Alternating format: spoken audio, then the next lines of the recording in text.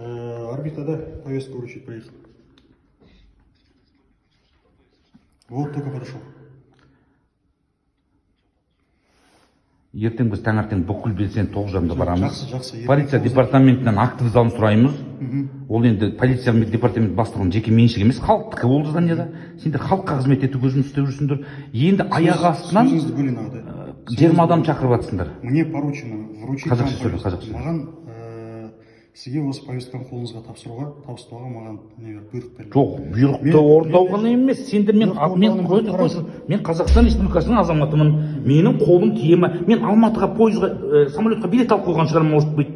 Мысалға, мен еркін азаматтың ғой өйткені. Менің сағат ертең 12-де туған ағамның қайтыс болғанына 15 жылға журфакта мұғалім ол кісі. Сол кісінің кешіне шақырылып қойғам. Мен оған таңертең дайындалуым керек онан бастап мысалға. Мен сендерде анау біз кеше бірігіп ауызашарға бардық. Болатбек Зейнелханға талап етсек дос бостандық. Сол шақырып жатыр. Именно осы жағдай бойынша айтып өтейін, мен де уақытым тығызып отыр. Менің міндетім сізге қолыңызға повестканы беру. Сіз келесіз бе? Жоқ, міндет емес. Мәжбүрлеп әкелу емес, бұл повестка, то что я вас оповещаю. Мен қол қоймаймын. Мен сізге бір жақ несін тастап кетіп, маған 14-14-пен бердік бағана. Мен звондап айттым аңсарға. Мен сендерге девочка по вызову, что ли? Ни хрена себе. Келмесеңдер мәжбүрлеп әкетемін. Сен менің бірінші бапты, Конституциядағы бірінші бапты бұзып тұрсыңдар сендер.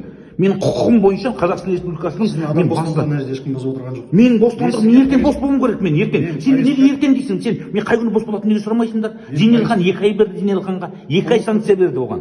Қылмыстық іс бойынша мен сізге міндетім сізге повестканы беру. Келе аласыз ба, келе алмайсыз ба? Мен келе алмаймын, өйткені мен жоспарлап қойған жұмыстарым бар. Ол жақсы сіздің ісіңіз болсын, бірақ та менің міндетім. Оны сен соны жазып ал қазір. Ол кісі келе алмайтынын айтты де. Мен повестканы алып қалам, бірақ алдым деп қана. Бірақ сен не қайда? Екінші жағын бөліп аласың ба? Мына жерін бөліп сізге тастап кетемін. Мына жағын алдым деген жерге келем десеңіз осы жерге жазып. Мен жазамын қазір, нақтылап мен жазып беремін оны. Өзі қазақ қайдап сап, әбден не болды ғой, мысалы репрессия жасадыңдар ғой сендер уже бар ғой. Қазір приказ орындағанның да жөні бар ғой. Мен бүйтіп жұмыс істемес едім, бүйтіп приказ орындап. Қазақ елім деген азаматтардың бәрін үйіне барып түнімен естесі. Қалай мәжбүрлеп жатсыңдар ғой? Сен мен тұрмыс айтамында деп неге есімді қаласың? Жұмыс уақытында неге келмейсің? Не болып соншама? Зейнелхан қашып кетіп пе еді ме? Қолданды ғой Зейнелхан. 2 аяқ санкция салдыңдар ғой. Не аяқ астынан немене? Кеше Зейнелханға талап етіп едік, бүйтіп көтерілді деп жатыр бәрінен. Сол ғой. Немене енді сендердікі? Сен міндетім, жоқ міндетім деме. Сен азаматтық деп парыз бар. Сен жай ғана қолдан әкеп жасаған робот емессің ғой. Сен әке мен шеше тәрбиесін алған ойында қазақтың рухы мен ар намысы бар азаматсың ғой.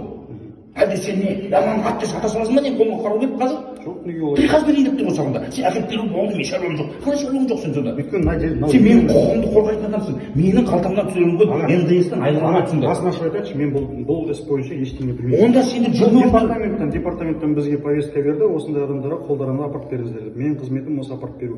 Мына жерде қандай іс болып жатыр, кім қандай іспен куә ма, куәгер ма, басқа бірдеңе ма? Менің шаруам жоқ ол жерде. Мына жерге алдым деген жерге фамилия, имя, отчество, сын қолыңызға қойып берсеңіз сол жеткілікті маған.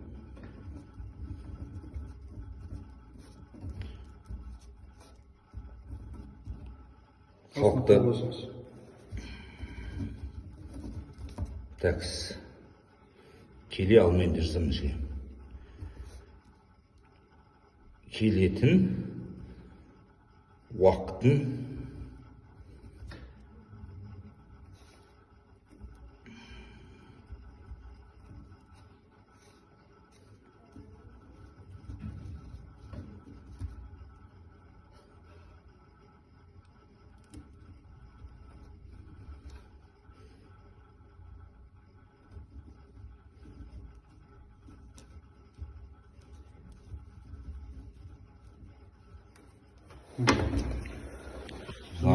Шауға байқаңдар әйтеуір қайтесіңдер.